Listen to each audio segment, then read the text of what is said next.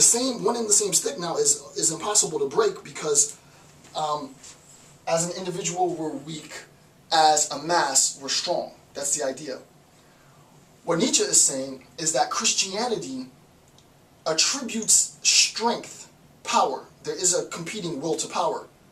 And I don't want to jump ahead too much, but there is a competing will to power within the Christian tradition. Christian morality seeks power, just like non-Christian morality seeks power.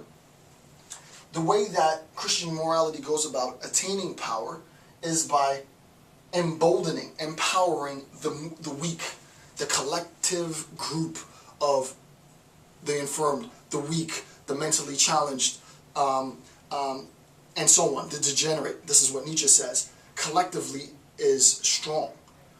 The individual is weak. So what Christianity does is that it purports to serve as a harness, as an ideological basis in which it bolsters the entire community of those who are of such propensity, right? I have a propensity towards weakness. If I have a propensity, this is what Nietzsche would say, right? If you have a propensity towards weakness and sheepishness, then Christianity is the belief system that will cultivate your weakness, really, right? And this is the root of the problem for Nietzsche, because it is a cultivation of weakness, right? And that cultivation of weakness is inherently anti-biological, because natural selection points that out for destruction in both an ideological and a biological sense. You can see we're getting deeper, but hopefully you followed that. So what is Christian altruism if not the mass egoism of the weak, which, if all care for one another, each individual will be preserved as long as possible, so that the social cohesion, right, I drew that wrong, the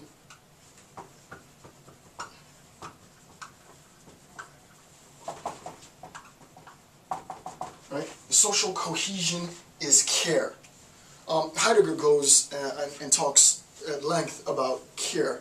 I'm not going to get into the Heideggerian conception of care, because I don't know that I understand the Heideggerian conception of care all that well. And by the way, just a FYI, if anybody knows of any good resources of Heidegger's conception of care, just send me a link in the comments or send me a private message or whatever. But I'm incorporating this for some other stuff that I'm doing. But Heidegger goes and discusses care.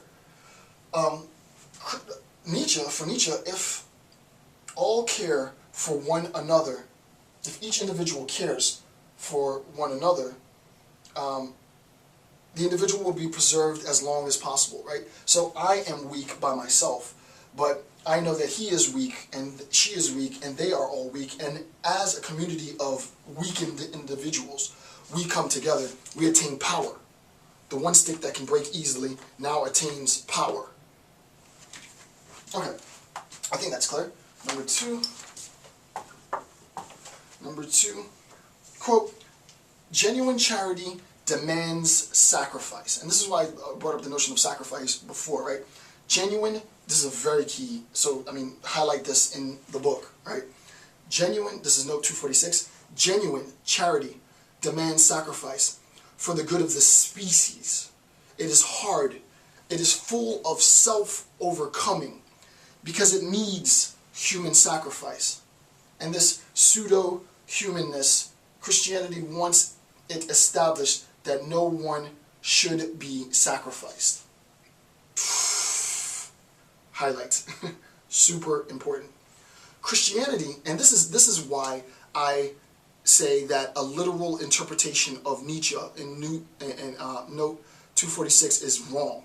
The idea to say that he is attempting to justify the biological destruction of the infirmed, and what does he say? He says the species requires that the ill-constituted, weak, degenerate perish, right? Is to fail to recognize what he says later, right? So if you're following along, go to page 42, note 5 in bold. He says in 246, the species requires that the ill-constituted, weak, degenerate perish. But then, if you look on page 43, note 2, or bullet point 2, same note, 246, he later says, genuine charity demands sacrifice. When he's talking about perishing, I think it is completely fallacious. It's not fallacious, it's justified. But it's a total misread of Nietzsche, for me. It's a total misread of him. It's a total failure to understand ideologically what he's saying, even though the text lends itself to sort of physical, biological destruction, right? This sort of natural selection as articulated in terms of social Darwinism is a very superficial, surface level interpretation of Nietzsche, and I think it does a huge disservice to the complexity of his work. Genuine charity demands sacrifice. This act that I've been doing for 1,000 hours on my YouTube channel, probably more than that, maybe not as much as 1,000, but a couple hundred hours, right? This lecture is, I don't even know how many hours I've been lecturing. There should be a way for YouTube to let me know the collective hours of all the videos I uploaded. I'm interested to see what that is. But, I mean, we're 25 hours into this series alone, right? This is a genuine act of charity, right? There's the saying that you can buy a fish for somebody, or you can teach them how to fish, and then they'll fish for the rest of their life. They'll eat for the rest of their life, right? I can keep giving you cliff notes and have you dependent on my interpretations, or I can show you, I can demonstrate the process and have you be independent.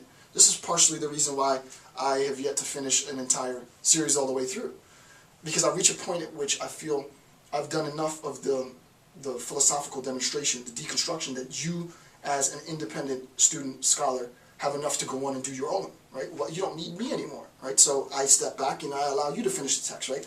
Me going through Immanuel Kant's Prolegomena to Any Future Metaphysics from cover to cover isn't important, because I reached a point at which, okay, you understand what it means to talk about the distinction between expletive and amblative, which was the hardest thing to understand, I think, in Kant. Once I made that clear, the rest is downhill. So I opt out and I start a new series. So, genuine charity demands sacrifice. Hundreds of hours of labor, hundreds of hours of work on my part, not your part. Well, and your part too. For the good of the species, which is exactly what this is, right? Genuine charity demands sacrifice, labor, intensive, for the good of the species. What I'm doing is hard. Real sacrifice, real charity is a difficult thing to do. It's full of self-overcoming. Oh, I'm not getting paid for this, so I don't want to go do this right now.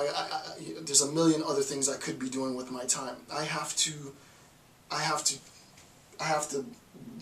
convince myself not to do, well, the old me, right? You know, I've been doing this for so long that I'm fully automated.